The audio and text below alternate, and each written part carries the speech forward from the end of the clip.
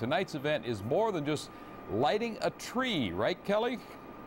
That's right. It's more than lighting a tree, but the tree hasn't been lit yet. It's going to be lit at 6:45, but this is about bringing the community together, and people are donating cans of food. 100 homes have been evacuated because there could be a toxic material leaking out of one of those cars. Brooke, he was on board, and let me tell you, he kept his reputation of being a billionaire rock star. He actually hung out the cockpit waving to everyone, and there was a red carpet rolled out and cameras were flashing. The thing about doing a story about the heat is that you actually have to be out in it, and that's why I'm sure to drink 3 of these 32-ounce bottles per day. The water is really starting to get deep. I'd say it's about 6 inches right here in this Quartz Hill neighborhood. Now our weatherman Ilya says the storm is only going to get worse. As you can see, there's thousands of people here. There's live music, there's food, there's activities for kids. So we're gonna go around and see what's going on. More people are ditching their sports drinks and reaching for coconut water. But is this tropical craze all that it's cracked out to be? For the past few weeks, when they turn on their faucet, the water looks like this. A group of Palm Springs business owners is pushing to expand Village Fest and allow local shops to participate in the city's weekly street fair. We love that Village Fest brings so many people downtown, but what we're really looking for is just that we would like to have the equal right to be able to participate. The event draws thousands to walk and shop along Palm Canyon Drive, with nearly 160 vendors to choose from.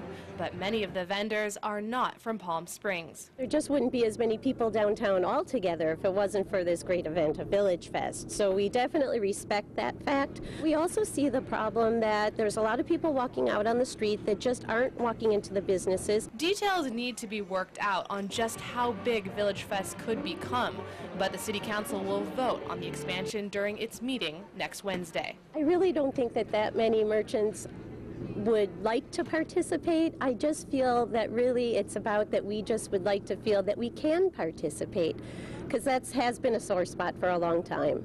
Local shops that do not offer handmade goods are allowed to have a booth as a sponsor, essentially a marketing tool.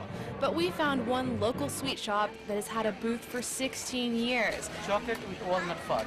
Because they do make their goods. If they expand it, I think that's very, very brave and encouraging decision. I love it. On July 6th, Grandpa Bonsall was babysitting Benjamin when he left the room for just a few minutes. He was laying down on his bed watching television, and I had walked into the kitchen area, and I was there for about 3 or 4 minutes and came back into my bedroom and saw that my sliding glass door and my screen door was wide open. I immediately ran outside and looked into my pool and then into my jacuzzi and found my grandson floating face down in the jacuzzi. I jumped in the jacuzzi and I lifted him and laid him on his back on the deck and started doing chest compressions. Benjamin's uncle Jason came to Deputy Bonsall's side and assisted in reviving the young child. We got him to start throwing up, got him to start breathing again.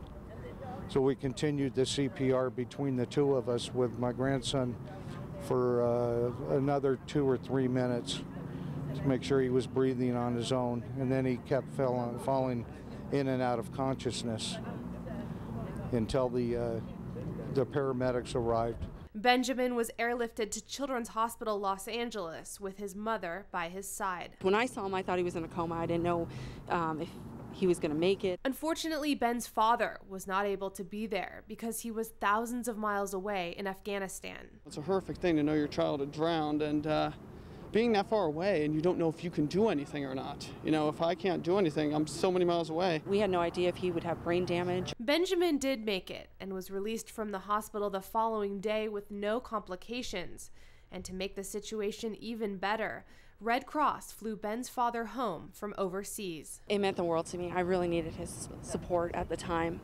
You know, just going through something like that, the fear of coming so close to losing my son. And even though I had all my family and my friends around, it's not the same as having your husband. Before Schroeder has to fly back to Afghanistan, the family wanted to thank those who helped save their baby boy's life. I owe all my thanks to everybody, the fire department, the Children's Hospital. I'm standing on the edge of US Route 6, but many of us know this stretch of road as Sierra Highway. And it dates back to the beginning of the 20th century, connecting more than 3,600 miles of road from California all the way to Massachusetts. The main street was Sierra Highway between Lancaster and Palmdale. John Corrado moved to Lancaster in 1952, when the population of the Antelope Valley was just over 29,000. This connected us to Antelope Valley High School, which is just about half a mile from us, and then the downtown area where all the retail businesses were originally located. Corrado says at this time, gas was 19 cents, and driving was not for commuting,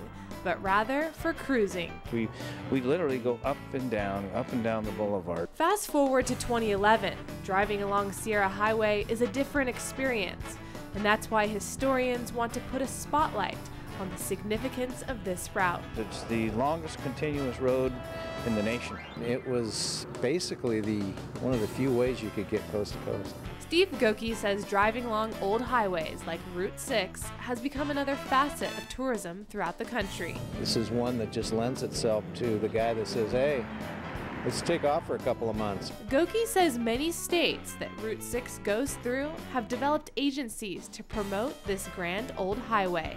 And then, okay, what do you see along the way? Well, when you're coming through this area, we've got downtown.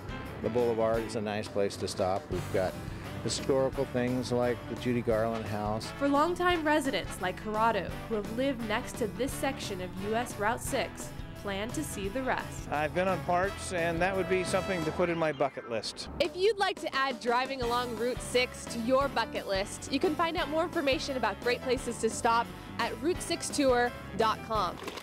Each year we have at least one, if not two, rescues. Rescues that look something like this practice drill, but the real thing can be deadly. If a person falls in there, they risk hypothermia. And hypothermia can set in within minutes. Your ability to physically swim, maneuver yourself, whatever, is very limited, and it's a good chance that you're going to drown shortly afterwards. And that's why the Antelope Valley Search and Rescue Team conducts practice drills. To help understand this preparation, I tried on an ice rescue suit. So I've become completely suited up, head to toe, completely waterproof.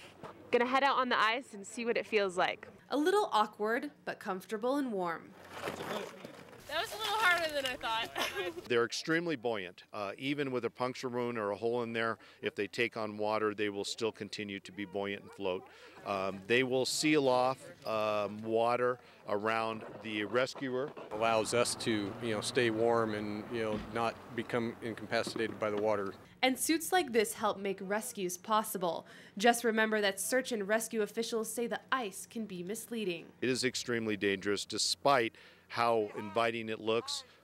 When the snow is on here and the people are snowboarding and sledding down the hill, make every effort to stop before you get to the water. Don't even skid across it. Bringing practice drills to the ice help make rescues possible, but hopefully you never have to experience one.